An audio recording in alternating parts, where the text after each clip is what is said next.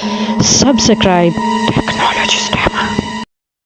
आप देख रहे हैं टेक्नोलॉजी स्टेमा। हम बात करने जा रहे हैं कि सुल्तान सलाहुद्दीन अय्यूबी ने खंजीर का गोश्त यहूदी औरत को पकाने का क्यों हुक्म दिया और खंजीर के गोश्त में ऐसी क्या खराबी है कि इस्लाम इसको खाने से मना करता है।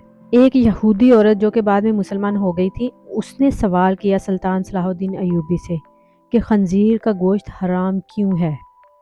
वो यहूदी औरत एक रिसर्चर थी। वो अपना रिसर्च के दौरान उसने बहुत सारी चीज़ें थी जो थी इस्लाम के बारे में एक्सप्लोर की, लेकिन इस सवाल का जवाब उसको कभी नहीं मिला था कि आखिर खंजीर के गोश्त में ऐसी क्या बुराई है जिसकी वजह से खंजीर का गोश्त इस्लाम में खाना हराम करार दिया गया है।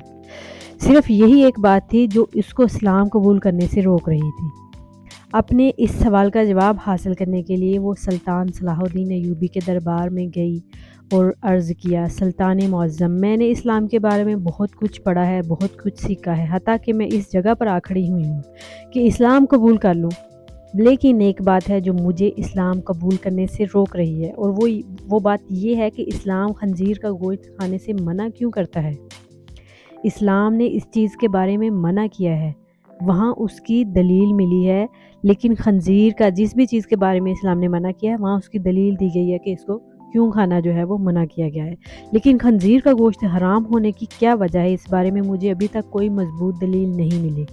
मैंने बाइबल को पढ़ा तो बाइबल में भी खंजीर का गोश्त खाने से मना नहीं किया गया, लेकिन इस्लाम क्यों मना करता है। आखिर इस गोश्त में ऐसी क्या खराबी है कि इस्लाम इसको खाने से मना करता है।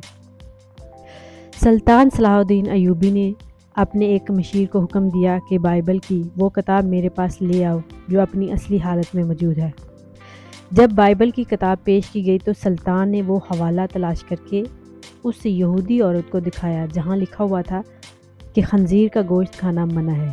खतून ने हैरान होकर कहा, ये क्या बात हुई, मेरे पास जो किताब है इसमें तो लिखा हुआ है कि खंजीर का गोश्त खाना मना नहीं।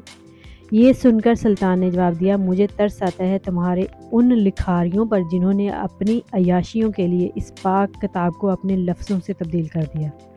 तुम्हारे पास जो बाइबल है ये अपनी असली हालत में मौजूद नहीं। अभी तो मैंने सिर्फ इस किताब से साबित किया है कि खंजीर का गोश्त खाना मना है, अब मैं इसे साइंसी लिहाज से साबित करूँगा।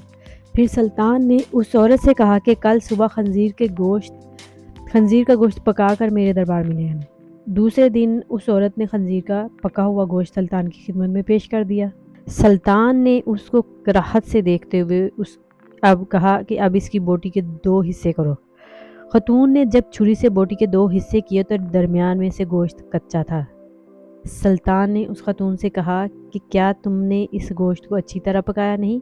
तो वो कहने लगी कि नहीं सुल्तान मुअज़्ज़म, मैंने तो इस गोश्त को बहुत अच्छी तरह से पकाया है।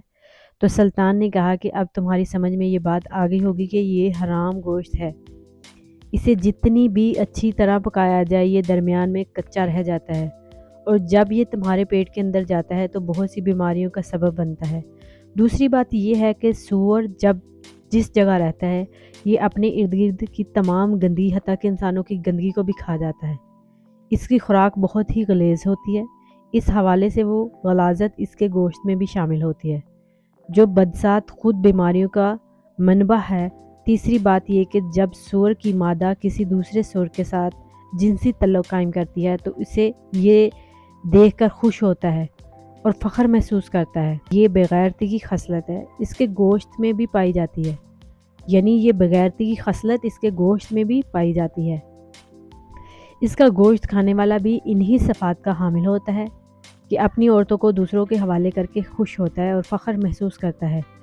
ये वाहिद जानवर है जिसमें इतनी गलाजत और बेशर्मी भरी हुई है। जब आप ऐसे जानवर का गोश्त खाएंगे जिसकी बुनियाद गलाजत से भरी हुई हो तो वो आपको क्या फ़ायदा देगा। ये बात सुनकर वो यहूदी औरत सुल्तान सलाहुद्दीन अय्यूबी के सामने झुक गई और कहा, सुल्तान मुअज़्ज़म, अब आप ही मुझे कलमा पढ़ाएं।